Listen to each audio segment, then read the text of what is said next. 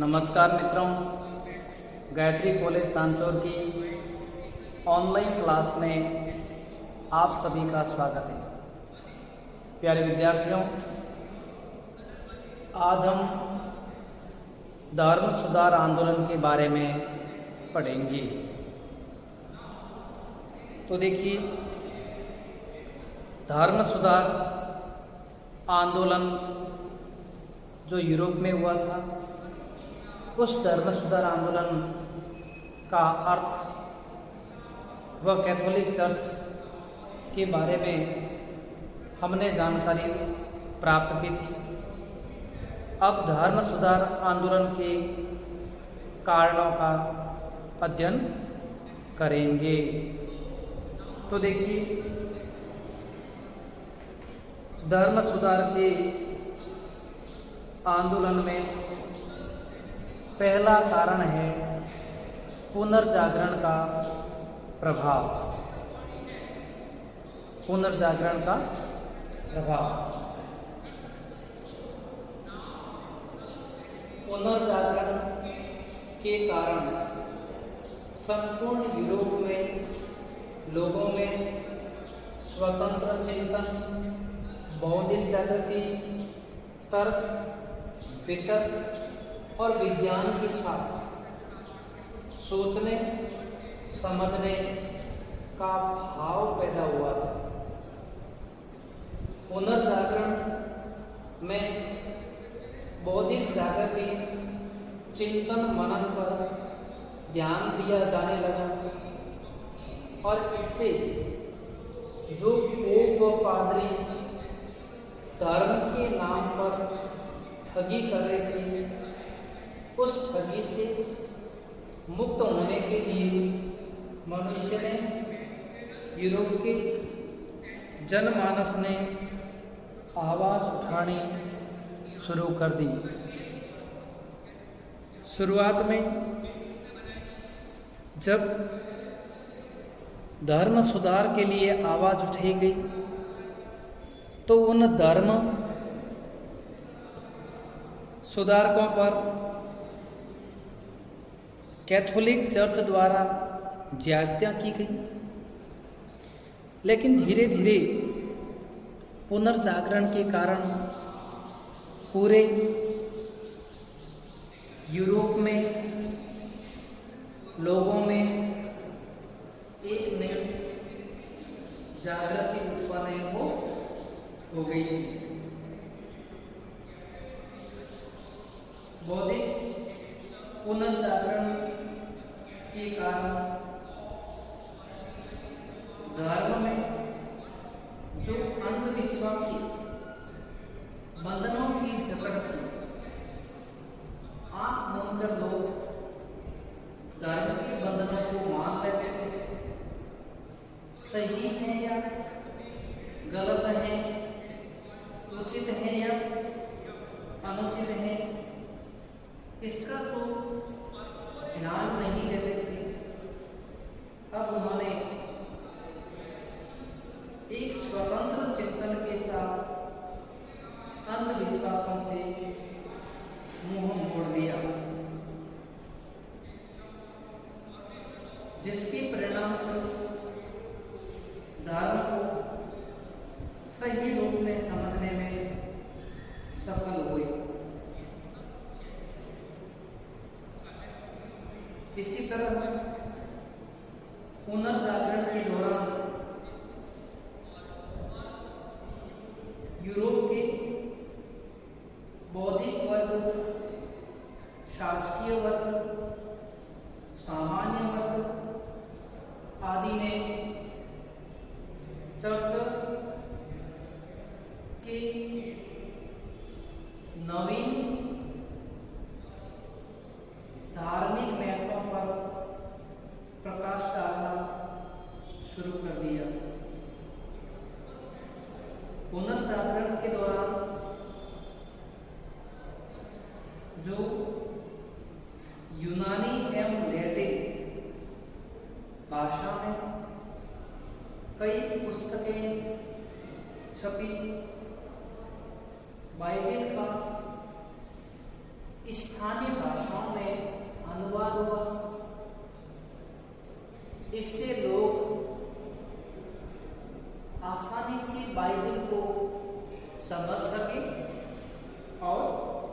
पढ़ सके।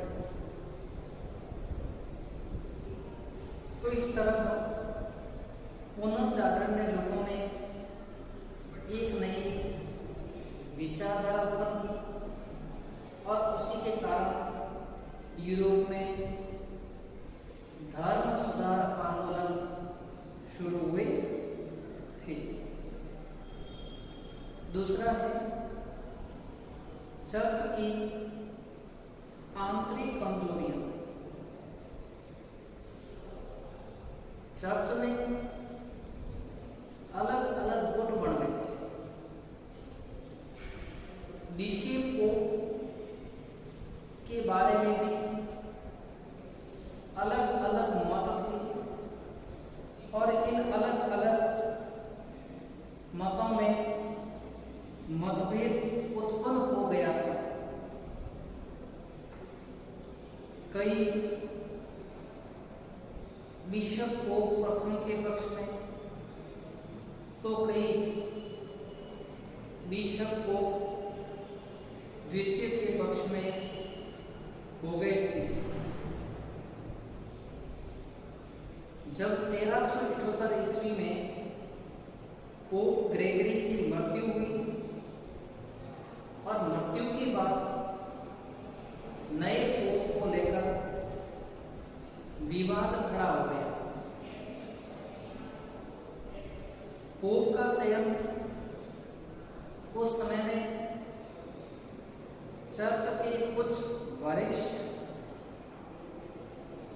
पादरी जो होते थे, जिन्हें उनकी भाषा में ऑर्डिनल कहा जाता था, उन ऑर्डिनल के माध्यम से नए पादरी का निर्वाचन करना था। इसको लेकर मतभेद बढ़ गए।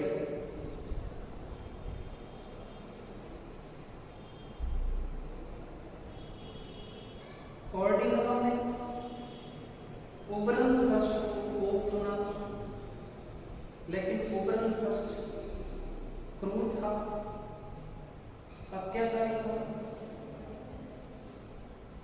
इस कारण से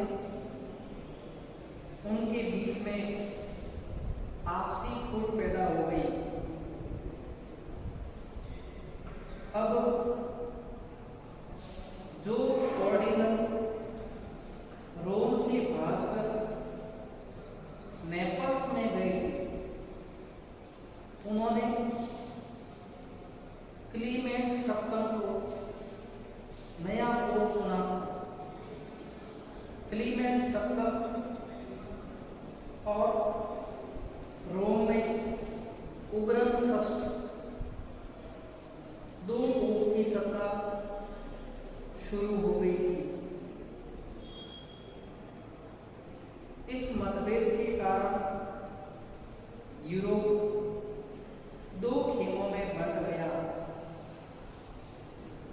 और अंत में मार्टिन पंचम को सर्वसम्मति से पोप चुना था। इसे मार्टिन सप्तम। संपूर्ण यूरोप में इस आपसी फूट के कारण कई आंदोलन शुरू हुए और इस आंदोलनों के कारण धर्म में सुधार पर बल दिया जाने लगा। और उस समय मुद्रण और अन्य कई चीजों का विकास होने के कारण वहां पर विशेष तौर से धर्म सुधार की कई पुस्तकें प्रकाशित होनी शुरू हो गई थी। मुद्रण कला के आने के बाद संपूर्ण यूरोप में एक नई सुधारवादी धार्मिक दृष्टिकोण शुरू हो गया था। चर्च में विद्यमान भ्रष्टाचारों को रोकने के लिए कई प्रकार के प्रयास किए जा रहे थे। अगला है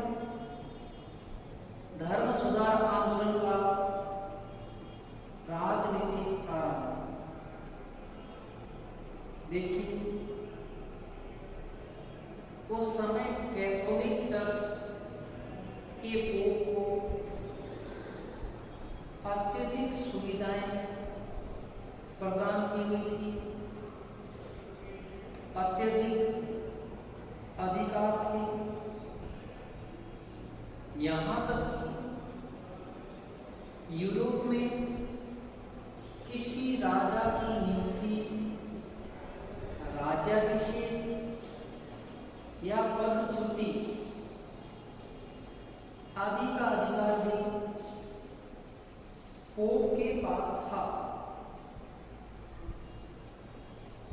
पोप प्रत्येक राज्य में हस्तक्षेप कर सकता था। वह प्रत्येक राज्य से कर भी वसूल कर सकता था। समय के साथ साथ पोप की सत्ता पर लोगों ने आवाज उठाई।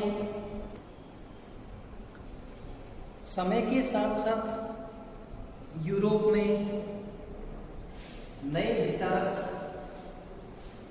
नए राजतांत्रिक राज्यों का उदय होना शुरू हो गया था।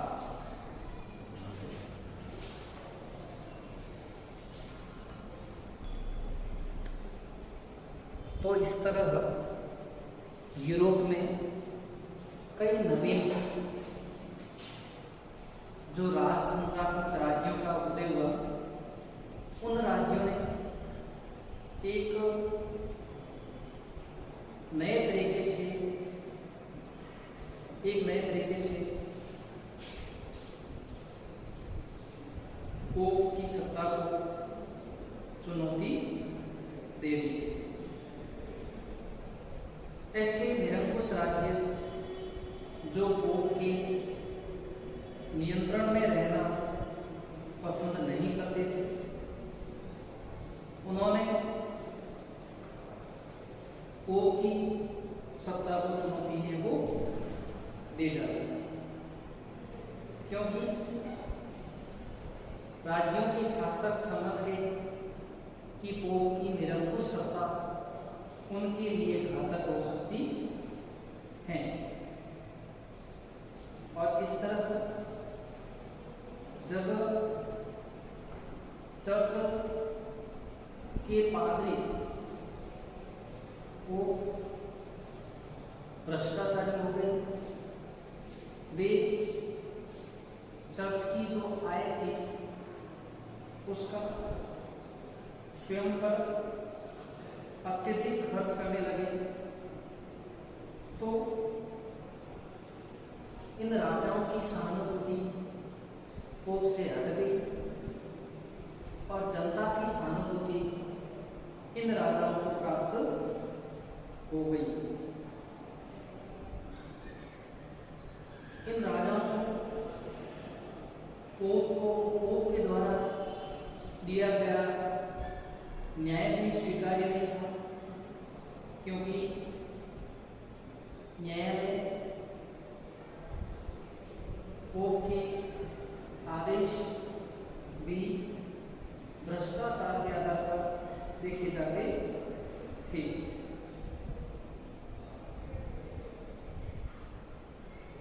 उस समय में चर्च के नाम पर, धर्म के नाम पर जनता से ठगी कर धन वसूला जाता था। प्रजा अपने गाढ़े पसीने से कमाकर धन उनको देते थे और कैथोलिक वाली उसका दुरुपयोग करते थे। उसी समय कई दार्शनिक विचारक जिनमें जॉन हस, मार्टिन लूथर, इरेस्मस जैसे विद्वानों ने जनता के सामने कैथोलिक चर्च के भ्रष्टाचार और अनैतिक कृत्यों को रखा। इस कारण से राजा व जनता एक हो गई और उन्होंने चर्च के प्रति निष्ठा है वो कम कर दी थी। इसके बाद अगला कारण है क्रांति का या धर्म सुधार आंदोलन का आर्थिक कारण। तो देखिए, पुनर्जागरण के काल में वाणिज्य का प्रसार हुआ, व्यापार बढ़ा, एक देश का दूसरे देश के साथ संपर्क हुआ, व्यापारियों के धन में वृद्धि हुई और इससे चर्च और चर्च की शिक्षाओं के प्रति लोगों की विचारधारा बदल गई। अब लोग पारलौकिक जीवन की जगह इहलौकिक जीवन पर अधिक ध्यान देने लगे।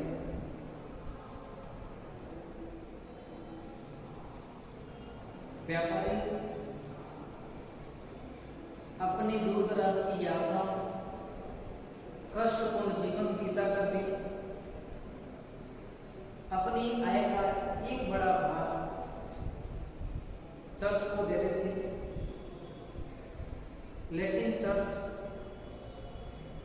उसी पैसे का दुरुपयोग करते